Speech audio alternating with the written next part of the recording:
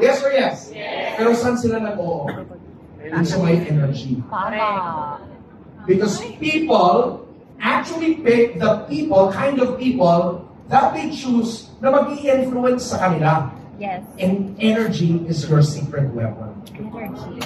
Hello? Hi. That's why you really have to manage that. Pag mababa yung state mo, subukan mo magbenta. Wala. Pero mataas ang state mo, kahit di mo alam ano sinasabi mo, bumibili sa'yo. Yes. May influence mo. Yes or yes? Yes. Diba? Eh yung galing-galing mo na, wala nang naniniwala sa'yo. Kung kailan ka magaling, kailan ka may income, wala nang naniniwala sa'yo. Bakit? Nawala yung energy mo. Kaya inaalagaan ang energy. Lahat ng taong successful, alam nila, ang number one na dapat nilang alagaan, na optimize lagi yung energy nila. O, tingnan mo, katabi mo kung optimize ba energy niya. Optimize! Masabi mo dito. Tapos eh. Di ba, personal management, kung mababa yung energy mo, wala rin. Ayaw mo mag-BS, ayaw mo mag-ayos, tama? Yes or yes? Kung na-depress ka, kaya mababa yung energy mo. Okay, explain natin bakit yan. Is that okay? Neuroscience tayo. Okay. Sige, volunteer. Sino ang unang babasa sa first point? Alright. Sige, ikaw na sa lahat. Sige na kayo. First point. Alright. Optimal brain function. Your brain is an energy-hungry organ, consuming about 20% of your body's energy, even at rest. When you're fatigued, whether physically or mentally, your brain power suffers. Number 2. Alright. So, kayo lang. Pagkakain ka, after na ma-digest yung nutrients mo, ang unang i-feed ng system mo, yung utak mo. The first 20%, yun yung meaning yan, goes to your brain. Hello? Because that's the top priority, my friends. If at rest, it will require more, 25%, if not. Pag active ka, you're involved, you're solving a problem, it will require about 25%. So if you don't have the energy that reaches about 25%, because you're stressed, you're not taking enough nutrients and all, that means medyo mababa yung level ng cognition mo. Simple as that, my friends. Are we here? Etong part na to is where your intelligent brain is. Alright? So your prefrontal cortex, that is the CEO of the best decisions you make in your life. You can also regulate your emotions with that part of the brain. Are we here? Pero pag mababa yung energy mo, yung blood flow doesn't go all the way there. Hello? Nasa-short. Stress ka, hindi pumupunta. Overpride, exactly. Hindi pumupunta yan, nandun lang siya sa center part of your brain, which is actually responsible for what? Yung fears and anxiety. Hello? Are we getting it? So there you go. So kailangan well-nourished ka. Kailangan meron ka, a lot of people were saying, what's a good nutrient for the brain? I would say, coenzyme Q10. Number 1. Why? Because what is good for your mitochondria is actually good for the brain. Are we here? All right. Next, please. Number 2, the brain relies on a steady supply of glucose from food and oxygen from breathing for optimal cognitive function. Okay.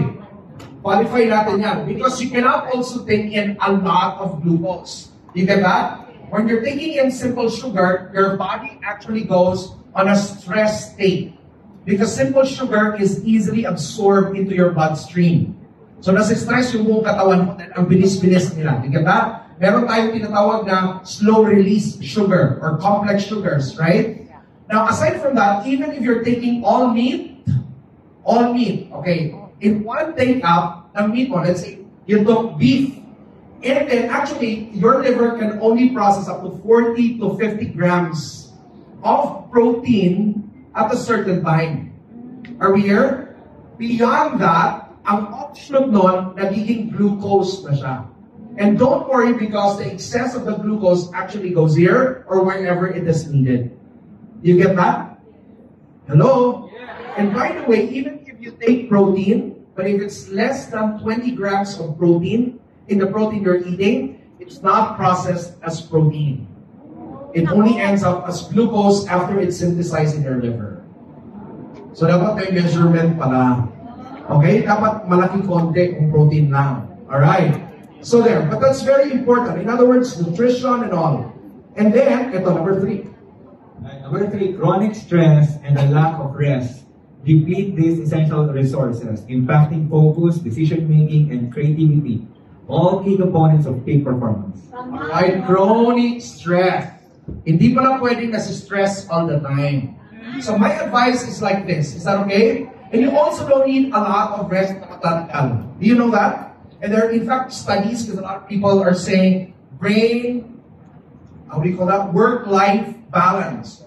And I personally don't believe in that because that's the hardest thing to do in this world, to balance. Yes or yes? Yes. But what I believe is also not work-life integration, because that's also hard. You cannot tag along your family all the time.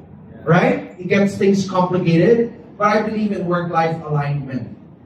So for example, there are studies that say that even if you take a vacation, a lot of people still do not recover enough energy and don't reset themselves if natulog lang sila the whole time in their vacation.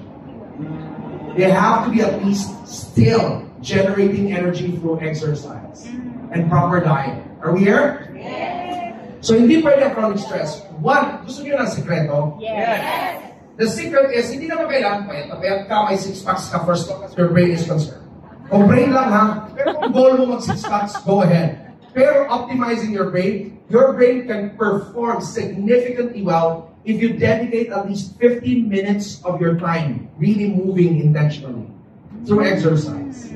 Are we here? Andiyan ba kayo? Yes. Alright. Even if exercise na di nakaka-stress so that it doesn't release cortisol. So you do planking, you do stuff like that involving a lot of your muscles. Secondly, ano bang gusto kong sabihin rito? Exercise. Alright, the other thing is this. If you can actually train your brain to not think for only 10 to 20 minutes a day, your brain will be so powerful. How do You will not need long rest if you have a discipline of silencing your brain for 10 to 20 minutes. How do you do that? How do you do that? How? This is not a session for that. I'm just telling you. I'm just telling you the neuroscience. Because it takes a skill to do that. Oh my It takes a skill to do that so that you reset your energy and all. And that's very important. When you are already stressed, you want to silence your brain. You want to reach a state where you're almost like transcendent in a few minutes, so that instead of your brain flowing through low road, anxiety, panic, and all of that, after that, nare-reset ka, and it flows back to your higher thinking parts of your brain. Are we here? Kaya may peak performance. Ay, oo nga. Dapat marunong ka mag-discipline 10 to 20 minutes a day. Hello? Okay? Hindi ko sinabing matulog ka kung araw ha. 20 minutes lang. Kasi madi-disrupt na yung sleep mo if it's beyond maximum ang 20 minutes. Alright, so let's practice that. One technique is called embodiment. Embodiment. Say embodiment. Embodiment. Alright, so your mind and body connection. The body is not just a vessel for your brain, hindi lang siya container, but they're communicating with each other again and again because we are an entire system anyway. You get that? So one of the ways that you can do is actually to change your posture. Because when you change your posture, you change your brain chemistry. You reduce your cortisol by simply changing your posture. So instead of a posture that's bored, try to sit, alright? As, you know, try to sit confidently. Just sit. Huwag naman yung confident na bastos na gaganon ka, okay? Okay, straighten up your back. Have an open posture. Alright, did you feel the difference? Yes. By simply doing that, you feel the difference, right? Now it's facilitating energy, more energy to your brain.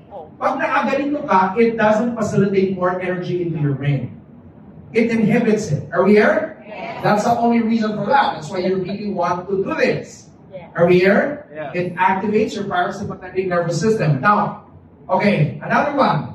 Alright, yan muna tayo posture. Do you know na pag ang mga babae, there's a study that when you do Wonder Woman pose. Yeah. Paano ba ang Wonder Woman pose? Pwede mo ba magpakita sa akin? Wonder Woman pose? Okay. Sige, pakita mo. Wonder Woman. Hindi Tara ha, Wonder Woman. The Wonder Woman pose. Oh, yan. For women, when you do a Wonder Woman pose, it actually reduces your cortisol significantly. Increases a little bit of testosterone for you to feel, confident. And it also facilitates the energy system in your brain.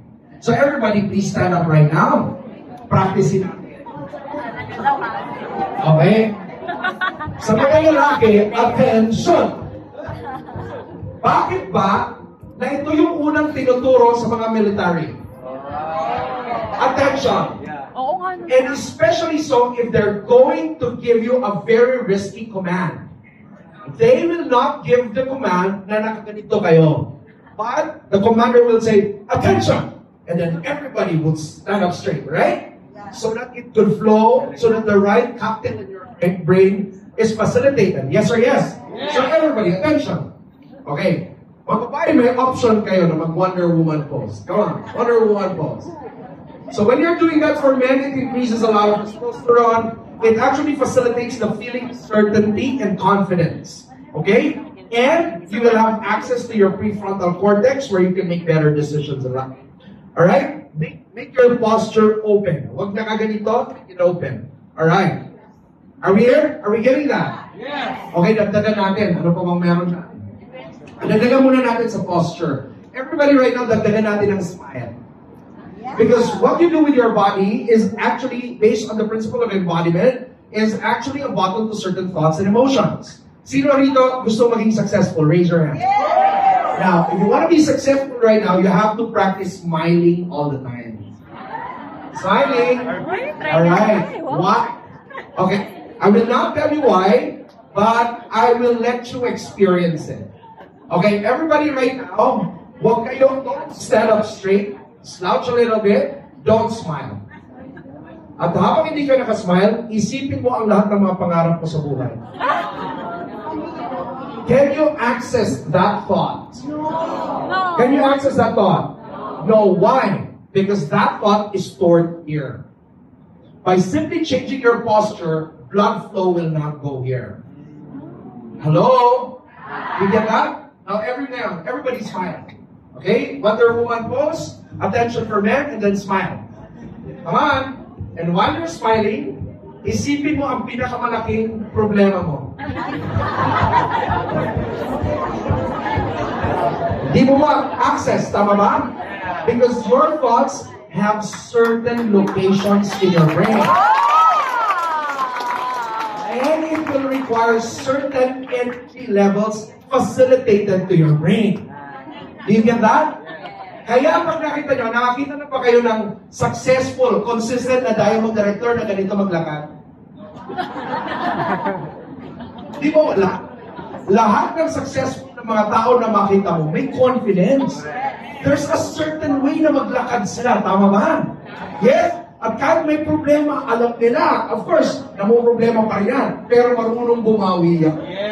Yes or yes? Yes or yes? Practice becoming successful right now with everything you've learned so far as posture, facial expression is concerned, by introducing yourself to at least 3 people in the room that you don't know. Pero pag introduce mo, gamitin mo lahat yung posture that will make you successful. Come on, go, go, go!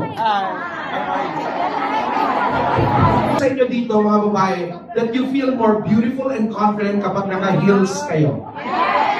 Bakit? Because of the change of chemistry, right? Bakit? Kasi you are forced to stand up upright. Wala ka naman makita naka-heels, pero ito akal. Tama ba? You're actually forced to stand upright. Yes or yes? Alright. Ngayon, everybody right now, Wonder Woman pose or attention for men. Ano nangyari dyan? Alright. Sumobra yung energy natin. And right now, since you can already facilitate thoughts of success, access your thoughts of success right now. You may or may not close your eyes, but while doing your pose, access your thoughts of success. Come on. Think of success. And I want you to think further 5 10 years, all right, down the road, and look at what is possible for you right now. Come on, everybody, do it with a smile so you can access that. All right, think about it. Remember that dreaming is a skill. Are we here? A lot of people are not successful because they're so caught up in the present or in the past. And they can no longer project themselves into the future. Dreaming is a skill. Everybody, Wonder Woman pose, smile, or attention, stand upright. You may or may not close your eyes. Whatever is comfortable for you, I want you to think of your future. Think of your dream. Think of your rank advancement. Think of the money you will count. Think of the car. Think of the house. Think of the impact you will make on people. Think of your influence. Think of the inspiration you will give to other people. Can you see that right now? Can you see that right now? Can you see that right now? You know, at some point my mentor told me, Rob, as far as you can see, it's yours. And I want to tell that to you as well. Come on, capture your future right now, the one you desire. And as far as you can see, it is yours. Now, dreaming is a skill because you can project your emotions to the future. And you can experience the emotions in the future back in your present. You embody that emotion right now. Come on, that's the power of your imagination. Feel it. How would you feel if you're already riding the car of your dreams? How would you feel if you're going on vacation with your loved ones? How would you feel when you are already in front, leading people, inspiring others with your beautiful story? Come on, feel it right now. Feel it. Feel it right now. That's your future. Come on. I know that a lot of you right now are still stuck in your past and you're saying, I've made a mistake. You know, hindi ko kinayanan. And you have been so judgmental about yourself. I tell you what, that's a lie. Because for as long as you're alive, for as long as there is God, you have a chance in your life. Are we here? Come on, project in the future. Take it. Now this time I want you to own it. All the emotions right now. And at a count of 3, I want you to celebrate like a young child. Movement, my friends. Let's increase the energy in the room. Movement, my friends. I want you to move, act, celebrate like a child would. Maybe for the longest time, you've been so attuned to negative emotions in your life. You were never carefree anymore. But this time around, you bring back the child in you. You bring back the dreamer in you. You bring back that sense of imagination that you used to master when you were still a child. Everything is possible. Come on, at the count of 3, celebrate like crazy. Are you ready? Yeah. Come on, are you ready to celebrate? So, everybody right now, get ready. Set, celebrate!